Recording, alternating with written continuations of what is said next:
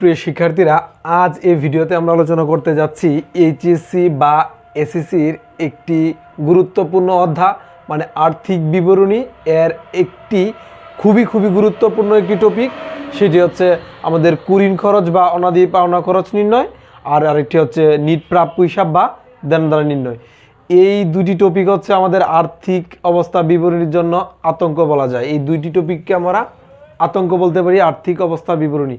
কারণ আর্থিক অবস্থা বিবরণী না মিলার দুটি কারণ, সেই দুটি কারণই হচ্ছে কুঋণ বা অনাদি পাওনা খরচ নির্ণয়, আরেকটি হচ্ছে নিট প্রাপ্য হিসাব। এই দুটি কারণে আমরা আর্থিক বিবরণীটা উভয় পাশে মিলাতে পারি না। আজ এই ভিডিওতে পুরো ক্লিয়ার করার চেষ্টা করব যেন আগামীতে আর আমাদের যেন এই কুঋণ যাবতীয় কোনো সমস্যা না হয় বা নিট প্রাপ্য হিসাব বা দেনাদার জাতীয় কোনো সমস্যা না হয়। আচ্ছা, তাহলে আমরা আর কথা না বাড়িয়ে একদম দেখতে পাচ্ছ যে এইদিকে একটি উদ্দীপক তুলে রেখেছি, একদম হুবহু পরীক্ষায় যেভাবে বা বোর্ড প্রশ্নগুলো যেভাবে করে সেই অনুপাতে তথ্যগুলো লিখে রেখেছি, এবং এই তথ্যগুলোর ব্যবহার করে আমরা এই দুটি সমস্যাকে সলিউশন করবো। এবং এই দুটি সমস্যার দেখতে পাচ্ছ একদম চার্টও আমি লিখে রেখেছি যে এই কথার বাহিরে আর কোনো কথা আসবে না, বরং আমি এখানে তথ্য বেশি দিয়েছি। এই তথ্যগুলো সবগুলো একটা অঙ্কে থাকে না, যা লাগে একদম আমি একদম স্পষ্ট তুলে ধরেছি যে কুঋণ খরচ নির্ণয় করতে গেলে আমাদের যাবতীয় যা দরকার সব রয়েছে এখানে 4টি স্টেপে লিখেছি। আর নিট প্রাপ্য হিসাব দেনাদার নির্ণয় করতে গেলে আমাদের যা যা লাগে একদম সব এখানে আমরা পুঙ্খানুপুঙ্খভাবে লিখে রেখেছি। আচ্ছা, তাহলে আমরা প্রথমেই যদি কুঋণ বা অনাদি পাওনা জাতীয় এই কাজগুলো সলিউশন করতে হয় তাহলে কিন্তু আমাদের প্রয়োজন পড়ে নিট প্রাপ্য হিসাব। আমাদের এই কুঋণ এর টপিক আমাদের এই প্রাপ্য হিসাবের ক্ষেত্রে খুবই কম প্রয়োজন, কিন্তু কুঋণের কাজ আমাদের নির্ণয় করতে গেলে আমাদের নিট প্রাপ্য হিসাব প্রয়োজন। তাহলে আমরা আগে শিখবো যে কীভাবে মূলত প্রাপ্য হিসাবটা নির্ণয় করতে হয়, নিট প্রাপ্য হিসাব কীভাবে নির্ণয় করতে হয়। এটা আমাদের স্পেসিফিকভাবেও বলতে পারে, এমসিকিউর ক্ষেত্রে থাকতে পারে। আর আমরা তো আর্থিক অবস্থার বিবরণী সম্পদ পাশে অবশ্যই এটা পাবোই যে নিট প্রাপ্য হিসাবের পরিমাণ নির্ণয় করো। আর আমরা যদি এটা এই এসএসসির কথা চিন্তা করি তাহলে আমাদের এমসিকিউ এবং এই আর্থিক অবস্থা বিবরণী সম্পদ পাশে আসবে। হ্যাঁ, আর যদি আমরা এইচএসসির কথা চিন্তা করি তাহলে এটা আমরা আর্থিক বিবরণীতে তো পাবোই, আর্থিক বিবরণী ফার্স্ট পার্টে পাবো, আমরা সেকেন্ড পার্টে পাবো, এবং আরেকটি ষষ্ঠ অধ্যায় আছে আমাদের আর্থিক অবস্থা বিবরণীর, এইচএসসির একটা ষষ্ঠ অধ্যায় আছে হিসাব বিজ্ঞান প্রথম পত্রে, সেই অধ্যায় প্রাপ্য হিসাব এই সমূহের হিসাব রক্ষণ পদ্ধতিতেও আমাদের এই কাজটা প্রয়োজন পড়ে। এই দুটি কাজেই প্রয়োজন পড়ে, তাহলে এইচএসসির জন্য খুবই গুরুত্বপূর্ণ বলতে পারি। আচ্ছা, আমরা পার্ট ওয়াইজ আগে এটাকে সলিউশন করার চেষ্টা করব, মানে নিট প্রাপ্য হিসাবে আমরা নির্ণয় করব, তারপরে আমরা কুঋণ খরচ বা অনাদি এটা নির্ণয় করব। দেখতে পাচ্ছি আমরা একটা চার্টের মধ্যে লেখা আছে যে প্রথমেই হচ্ছে আমার দেনাদার মানে প্রাপ্য হিসাব, তার সাথে ধারে বিক্রয় বা অলিখিত বিক্রয় যদি থাকে যোগ করতে হয়, আর অলিখিত আন্তঃফেরত থাকলে আমরা বিয়োগ করব, নতুন কুঋণ থাকলেও বিয়োগ করব, নতুন কুঋণ সঞ্চিতি থাকলেও বিয়োগ করব। তাহলে এখান থেকে এই জিনিসটা আমরা স্পষ্ট যে শুধু একমাত্র ধারে বিক্রয়টা যোগ হয়েছে দেনাদারের সাথে, মানে ধারে বিক্রয় একমাত্র দেনাদারকে বৃদ্ধি করেছে, আর অলিখিত আন্তঃফেরত, নতুন কুঋণ সঞ্চিতি তিনটি আমাদের দেনাদারকে হ্রাস করেছে, মানে আমরা বিয়োগ করেছি তিনটি থেকে। তাহলে আমরা এটা একটু মুখস্থ করে নেব যে দেনাদারের সাথে আমাদের ধারে বিক্রয় বা অলিখিত বিক্রয় থাকলে যোগ হয়, আর অলিখিত আন্তঃফেরত বা নতুন কুঋণ সঞ্চিতি এগুলো থাকলে আমাদের বিয়োগ হবে। তাহলে এটা যদি আমাদের কদ আগে আসে বা আমাদের স্পেসিফিকলি যদি সম্পদের পাশে এটা করতে হয় তাহলে আমাদের প্রথমেই দেখতে হবে দেনাদারটা কোথায় রয়েছে। অবশ্যই সেটা রেওয়া মিলে দেওয়া থাকবে, আমি একদম পূর্ণাঙ্গ একটা রেওয়া মিলে এখানে লিখে রেখেছি, ডেবিট পক্ষ ক্রেডিট পক্ষ স্পষ্ট দেওয়া থাকবে দেনাদারের পরিমাণটা, বা দেনাদার ও পাওনাদার এইভাবেও থাকতে পারে। পাওনাদার তো ক্রেডিট পাশে থাকবে, পাওনাদার তো কোনো কাজ নেই। তাহলে আমাদের প্রয়োজন দেনাদার, তাহলে দেনাদারের এখানে অ্যামাউন্টটা দেখতে পাচ্ছি আমরা 60,000 টাকা আছে, তাহলে অবশ্যই আমরা এখানে 60,000 টাকা বসাবো, এই দেনাদারের পরিমাণের জায়গায় লিখলাম। তারপরে দেখতে পাচ্ছি আমরা দেওয়া হচ্ছে যে ধারে বিক্রয় বা অলিখিত বিক্রয়, আসলে এইগুলা আমাদের সবসময় সমন্বয়ে দেওয়া থাকে। এই যাবতীয় জিনিসগুলোকে আমরা বলি মূলত রেওয়া মিল।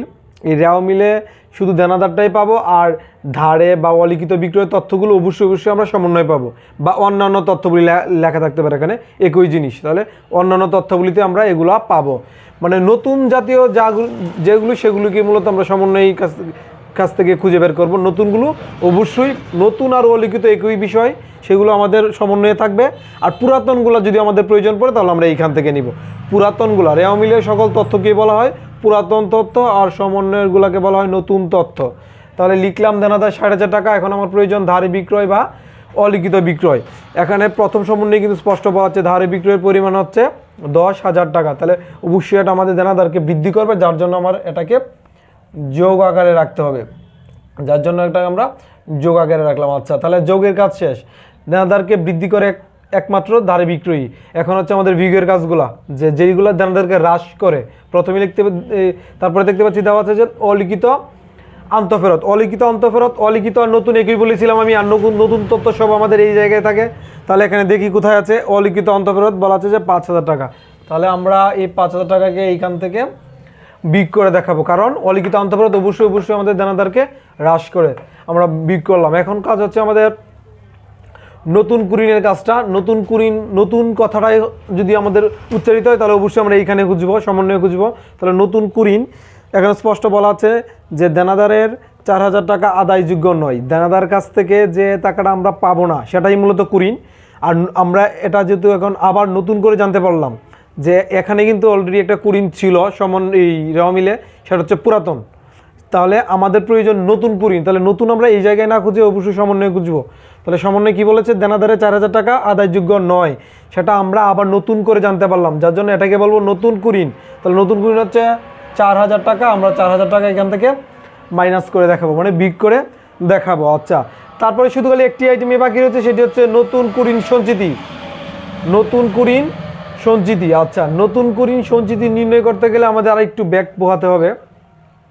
ব্যাক পোহাতে হবে এরকম যে এই নতুন কুরিন সঞ্চিতিটা আমরা কার উপরে ধরবো সেটা দেখতে হবে আর কি। তাহলে এখানে বলেছে যে অবশিষ্ট দেনাদারের উপর, অবশিষ্ট দেনাদারের উপর আমাদের 10% নতুন কুরিন সঞ্চিতিটা ধার্য করতে হবে। তাহলে এই পার্সেন্টেজ আকারে যেটা আমরা বের করব সেটাকে আমরা নতুন কুরিন ভাববো, কারণ নতুন কুরিন সঞ্চিতি অলওয়েজ পার্সেন্টেজে বলা থাকে এবং এটা আমার নির্ণয় করতে হয়, সেটা একদম অঙ্কে দেওয়া থাকে না, এটাকে পার্সেন্টেজ আকারে বলা থাকে, আমরা সেটা নির্ণয় করে নিই। তাহলে নতুন কুরিন সঞ্চিতিটা আমার ধরতে হবে অবশিষ্ট দেনাদারের উপরে, শুধু দেনাদারের উপরে না। কিন্তু এখানে যে দেনাদারের পরিমাণ ছিল 60, সেই দেনাদারের উপরে ধরলে আমাদের হবে না, কারণ তারা স্পষ্ট বলে দিয়েছে যে অবশিষ্ট দেনাদারের উপর আমাদের 10% ধার্য করতে হবে। এই তথ্যগুলো দিয়ে যদি তারা অবশিষ্ট নাও বলতো, তবু কিন্তু আমরা এই অবশিষ্ট দেনাদারের উপরেই এই 10%টা করতাম।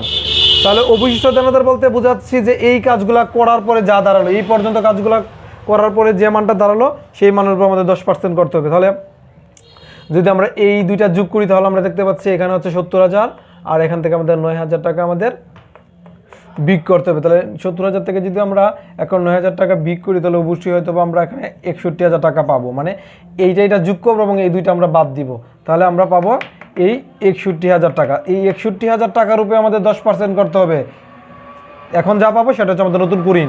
তাহলে এটাকে যদি 10% করি আমাদের হবে 6,100 টাকা। 6,100 টাকা হচ্ছে আমাদের নতুন কুরিন। এখন যদি ক্যালকুলেশনটা করি আমরা খুব অনায়াসে এখন পেয়ে যাবো আমাদের নিট প্রাপ্য হিসাবকে। তাহলে আমাদের এই পুরোটা কাজ করে আমরা পাচ্ছি 54,900 টাকা। আর এটা অবশ্যই আমাদের মাইনাসে রাখতে হবে, কারণ আমাকে এখানে আমরা বিগ চিহ্ন দিয়ে দিয়েছি যে এগুলো আমাদের বিগ আকার থাকবে আর প্রথমটা শুধু যোগ আকার থাকবে। তাহলে আমি আবার বলছি, দেনাদার লিখেছি, তার সাথে যোগ করছি ধার বিক্রয়, তার থেকে আমাদের অলিখিত অন্তঃফেরতের টাকাটা বিগ করেছি, আবার নতুন কুরিনও বাদ দিয়েছি এবং নতুন কুরিন সঞ্চিতিও বাদ দিয়েছি। এই 54,900 টাকায় কি আমরা বলতে পারি এখন নিট প্রাপ্য হিসাব, এবং এই কাজটা আমাদের অবশ্যই এখানে সহযোগিতা করবে। এখন আমরা নির্ণয় করব যে কুরিন খরচ এবং অনাদি পাওনা খরচ। এখন আমরা নির্ণয় করব কুরিন খরচ এবং অনাদি পাওনা খরচ। এটা কীভাবে করা যায়, আমি চার্ট তো লিখিয়েছি যে 4টা পার্টে হয়েছে, এখানে 4 পার্টে আমাদের এই কাজটা হয়েছে। প্রথমে আমরা লিখেছি কুরিন, তাহলে এই কুরিনকে আমরা পুরাতন কুরিনও বলতে পারি, আর এটা লিখেছি নতুন কুরিন, আর এটা হচ্ছে নতুন কুরিন সঞ্চিতি। এই নতুনগুলো অবশ্যই আমরা এখান থেকে খুঁজে বের করবো, আর পুরাতনগুলো অবশ্যই আমরা রেওয়া মিল থেকে খুঁজে বের করবো। এটাকে অবশ্যই আমাদের খুঁজে বের করতে হবে রেওয়া মিল থেকে, এবং এই উপরের দুইটাকে, মানে এই দুইটাকে আমাদের খুঁজে বের করতে হবে সমন্বয় থেকে। তাহলে শুধু কুরিন আমাদের প্রয়োজন। রেওয়া মিলে স্পষ্ট দেখতে পাচ্ছি কুরিনের পরিমাণ দেওয়া হচ্ছে যে 2,000 টাকা। তাহলে আমরা লিখলাম কুরিনের পরিমাণটা 2,000 টাকা। তারপরে আমাদের প্রয়োজন নতুন কুরিন। নতুন কুরিন তো এখানে বলা থাকবে, আমি আগেই বলেছিলাম। এখানে বলেছে দেনাদারের 4,000 টাকা আদায়যোগ্য নয়। এই কথার মানে হচ্ছে নতুন করে আমি জানতে পারলাম দেনাদার কাছ থেকে আমি আর 4,000 টাকা পাবো না, দেনাদারের যে অংশটা পাবো না সেটাকেই কুরিন আমরা বলি। তাহলে পাচ্ছি না কত, 4,000 টাকা, সেটাকে আমরা বলবো নতুন কুরিন, কারণ সমন্বয়ের সকল তথ্যকে আমরা নতুন বলবো। তারপর আমার প্রয়োজন নতুন কুরিন সঞ্চিতি। নতুন কুরিন সঞ্চিতির পরিমাণটা কিন্তু আমি এখানে অলরেডি বের করে রেখেছি। এই জায়গায় কিন্তু আমি অলরেডি নতুন কুরিন সঞ্চিতি টাকাটা বের করে রেখেছি যে 6,100 টাকা। এই টাকাটাই কিন্তু আমরা এখানে ব্যবহার করতে পারি। আর আমি যদি আবার আলাদা করে এখানে বের করতে হয়, যদি এটা আমরা না করি তাহলে কীভাবে বের করব সেই প্রসেসটা আমি দেখিয়ে দিচ্ছি। যে এই যে নতুন কুরিন সঞ্চিতিরা তারা বলেছে যে অবশিষ্ট দেনাদারের উপর 5% সঞ্চিতি ধরতে হবে। তাহলে যেহেতু অবশিষ্ট বলেছে আমার সঠিক করে এখানে প্রাপ্য হিসাবটা প্রয়োজন। তাহলে আমি প্রথমেই দেখবো আমার প্রাপ্য হিসাব বা দেনাদার কত রয়েছে প্রশ্নে।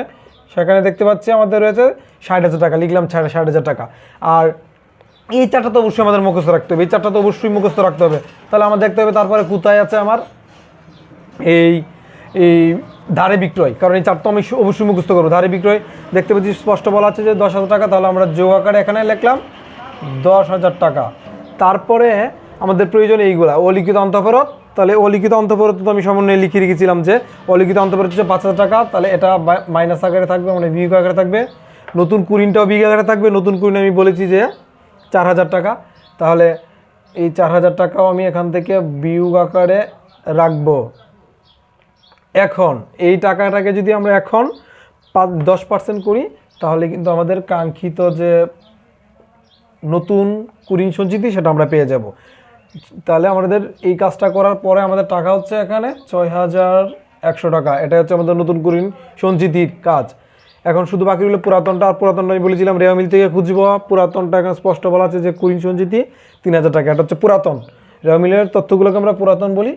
তাহলে এখান থেকে আমাদের 3,000 টাকা এখন বাদ দিতে হবে। এখানে যা পাবো ফলাফল এটাই আমাদের হচ্ছে অনাদি পাওনা খরচ বা কুরিন খরচ, যেটা আমাদের এই আর্থিক অবস্থা বিভিন্ন অধ্যায়ের ক্ষেত্রে যখন বিষয় বিবরণী প্রস্তুত করি তখন পরিচালন ব্যয় দেখাতে হয়। তাহলে এখন এইটাই আমরা যোগ করব এবং শুধু খালি এটাকে বাদ দিব, তাহলে আমাদের উত্তর পেয়ে যাব। এই হচ্ছে আমার কাঙ্ক্ষিত উত্তর 9,100 টাকা। এই ক্যালকুলেশনটা করে আমরা পেলাম। তাহলে আমাদের কুরিন খরচ বা অনাদি পাওনা খরচ হচ্ছে 9,100 টাকা। এই ছিল মূলত আমাদের আজকের যে টপিকটা। চেষ্টা করছি যতটুকু বোঝানো যায়। যদিও তোমাদের আরও প্রশ্ন থেকে থাকে, যদি আরও ডাউট থেকে থাকে অবশ্যই আমাদের জানাবে কমেন্টের মাধ্যমে।